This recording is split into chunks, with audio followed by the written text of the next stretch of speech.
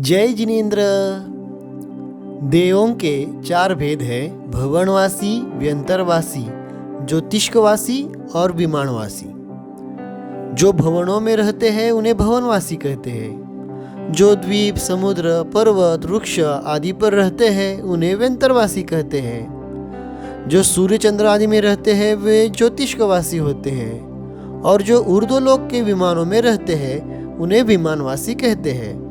यह स्थूल रूप से, सामान्य रूप से लक्षण किया गया है। हम प्रत्येक की चर्चा विशेष रूप से आगे धीरे धीरे करेंगे। अभी विमानवासियों का वर्णन चल रहा है।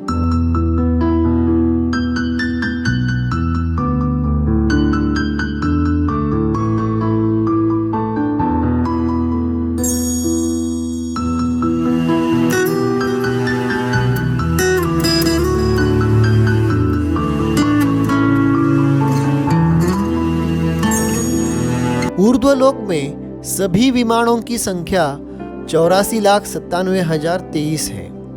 कुल मिलाकर 84,97,023 इतने विमान कैसे हो गए, यह हम आगे देखेंगे। प्रत्येक विमान में एक एक जिन मंदिर है।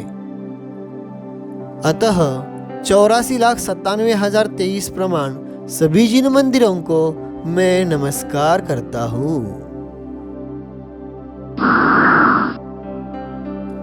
ऊर्ध्वलोक के विमान दो प्रकार के हैं, कल्प और कल्पातीत। कल्प किसे कहते हैं? जिन विमानों में इंद्रादिकों की कल्पना होती है उन विमानों को कल्प कहते हैं। अर्थात यह इंद्र है, यह प्रतींद्र है, इस प्रकार की जहाँ पे कल्पना होती है उन्हें कल्प कहते हैं। और कल्पातीत जिन विमानों में इंद्रादिकों की कल्पना ही नहीं होती, अर्थात सभी अहम इंद्र होते हैं, उन विमानों को कल्पातीत कहते हैं। अब इसमें सभी एक ही प्रकार के, एक ही कैटेगरी के देव होते हैं। तो वे सभी जो कल्पातीत विमानों में सभी जो देव है वे अहम इंद्र होते हैं, लेकिन कल्प विमानों में इंद्र, प्रतींद्र, दिगेंद्र, त्रायस्त्रिंशत्, पारिषद आदि ये सब भेद पाए जाते हैं। 16 स्वर्गों के ऊपर 9 ग्रैवेक, 9 अनुदिश और 5 अनुत्तर, इनमें कल्पातीत की रचना है। तो 16 स्वर्गों के नाम क्या है, यह सब चर्चा हम देखते हैं।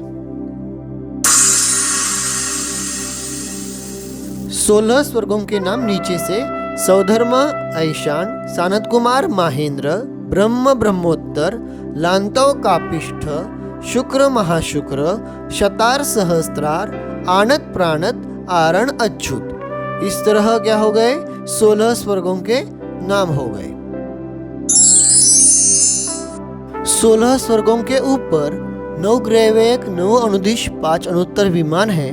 तो ये 9 ग्रैवेक, 9 अनुदिश और 5 अनुत्तर ये सभी विमान कल्पातीत है। अर्थात यहाँ पे इंद्र, प्रतींद्र, दिगेंद्र आदि कोई रचना नहीं है। सभी देव यहाँ पे अहमिंद्र होते हैं। तो 9 ग्रैवेकों के नाम देखते हैं। प्रथम है ग्रैवेक। ग्रैवेक में 3 प्रकार हो गए हैं: अधोग्रैवेक, मध्यम ग्रैवेक और उसके ऊपर उपरिम ग्रैवेक।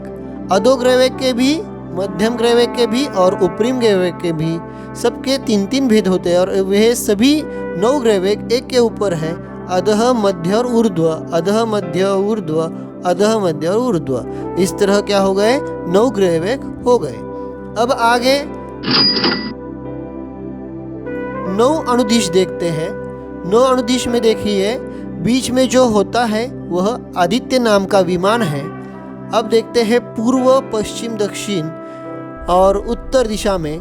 पूर्व में अर्ची, अर्ची मालिनी, वैर और वैरोचन, ये 4 दिशाओं के हो गए। अब उपदिशा में देखिए, सोम, सोमप्रभ, अंक, स्फटिक। इस तरह 9 अनुदिशों के विमानों के यही नाम होते हैं और इनकी रचना भी ऐसी होती है।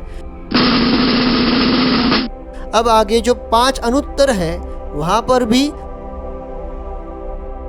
पूर्व में विजय है, दक्षिण में वैजयंत, पश्चिम में जयंत और उत्तर में अपराजित और बीच में जो विमान है वह सर्वार्थ सिद्धि विमान है, यह अंतिम इंद्रक विमान है, ऐसा जानना चाहिए।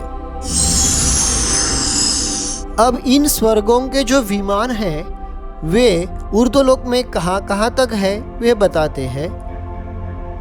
प्रथम जो 1.5 राजू है वहाँ पे सुमेरु का जगह छोड़कर बाकी जगहों में सौधर्म ऐशान स्वर्ग के विमान है। आगे ऊपर के जो 1.5 राजू में सानत कुमार महेंद्र की विमान है।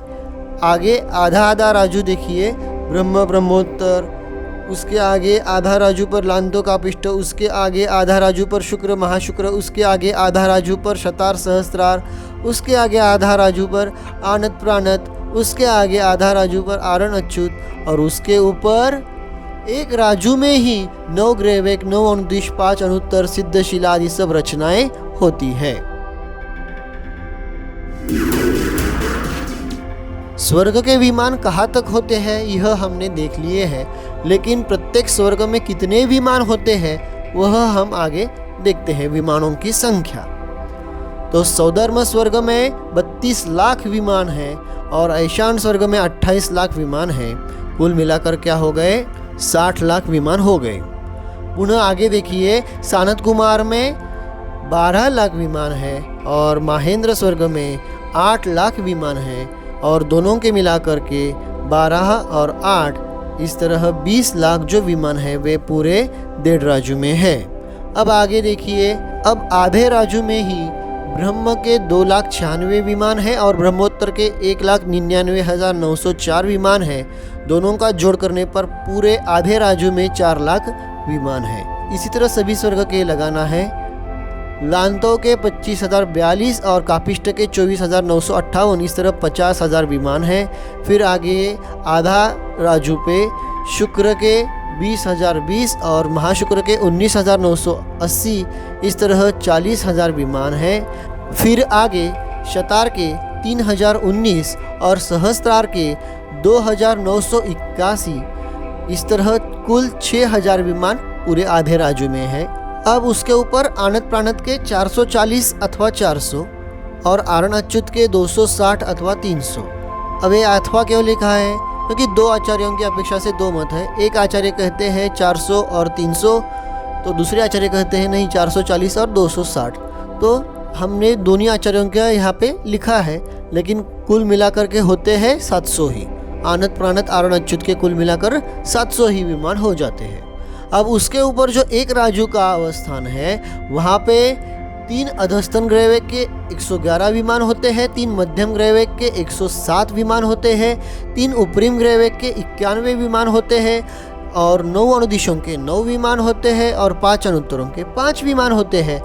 इन सभी विमानों का कुल जोड़ करने पर 84,97,023 इतने कुल विमान हो गए। जो हमने शुरू में देखा था ऊर्ध्वलोक में 84,97,023 कुल विमान है। प्रत्येक विमान में एक एक जिन मंदिर है। अतः ऊर्ध्वलोक के 84,97,023 सभी जिन मंदिरों को भावपूर्वक वंदन करता हूँ।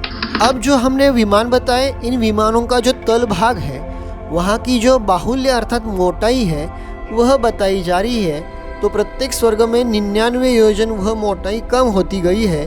वह देखिए, सौधर्म ऐशान स्वर्ग में जो विमान का तल भाग है उसकी मोटाई अर्थात उसका बाहुल्य 1121 योजन है। अब सानत कुमार महेंद्र के जो विमान हैं उनकी तल भाग की मोटाई 1022 है, यानी 99 योजन कम हो गई है। फिर आगे ब्रह्मा ब्रह्मोत्तर में 923, लांतो का पिष्ट में 824, शुक्र महाशुक्र में 725, शतार सहस्रार में 626, आनत आदि 4 स्वर्गों के 527 योजन है। अधो ग्रहवेग के 428, मध्य ग्रहवेग के 329, उपरिम ग्रहवेग के 230 और अनुदिश अनुत्तर विमानों की जो तल भाग की मोटाई है वह 131 है। इस तरह 99 योजन हीन होती गई है। सौधर्म ऐशान कल्प के जो विमान हैं वे जल के ऊपर अवस्थित होते हैं, अतः उन्हें जलाधार कहते हैं। सानत कुमार महेंद्र कल्पों के जो विमान हैं वहाँ पे जो वायु है वो वायु के ऊपर स्थित होते हैं, अतः वे वायु आधार कहलाते हैं। ब्रह्म स्वर्ग से लेकर सहस्त्रार स्वर्ग तक यानी 5वें स्वर्ग से लेकर 12वें स्वर्ग तक के 8 कल्पों के जो विमान हैं वे जल और वायु इन दोनों के आधार से स्थित होते हैं, इसलिए उभयाधार कहे जाते हैं। और 13वें स्वर्ग से लेकर यानी आनत आदि से लेकर सर्वार्थ सिद्धि पर्यंत तक यानी लास्ट अंतिम जो अनुत्तर विमान है वहाँ तक के सभी विमान शुद्ध आकाश में स्थित हैं। वे किसी जल, वायु अथवा उभय आधार से नहीं होते हैं।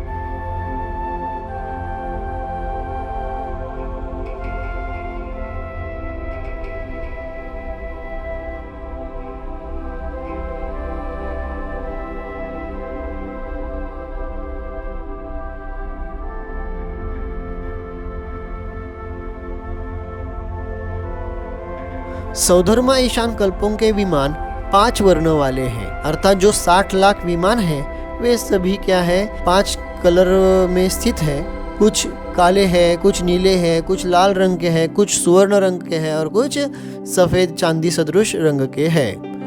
अब आगे सानत कुमार महेंद्र कल्पों के जो विमान हैं वे कृष्ण के बिना शेष 4 वर्ण वाले हैं, यानी काला विमान छोड़ करके बाकी नीला, लाल, पीला और सफेद ये 4 वर्ण वाले हैं। आगे ब्रह्म ब्रह्मोत्तर लांतो कापिष्ट कल्पों के विमान कृष्ण और नील के बिना शेष 3 वर्ण वाले हैं, यानी लाल, पीला और सफेद ये 3 वर्ण वाले हैं। आगे शुक्र महाशुक्र शतार सहस्त्रार कल्पों के विमान कृष्ण, नील और रक्त वर्ण से रहित मात्र 2 वर्ण वाले हैं, जो चित्र में दिखाई दे रहा है। शुक्र से लेकर सहस्त्रार स्वर्गों के विमान क्या है, बस 2 ही, एक तो सुवर्णमयी और एक रजतमयी यानी चांदी सदृश वर्ण वाले हैं। अब आनत आदि से लेकर 13वें स्वर्ग से लेकर अनुत्तर पर्यंत के सभी विमान मात्र शुक्ल वर्ण के होते हैं, यानी चांदी सदृश वहाँ पे शुक्ल वर्ण का विमान होता है, किसी और कलर के विमान नहीं होते। अब जो हमने तीसरा एपिसोड देखा उसका सार एक ही इमेज में दिखाया है।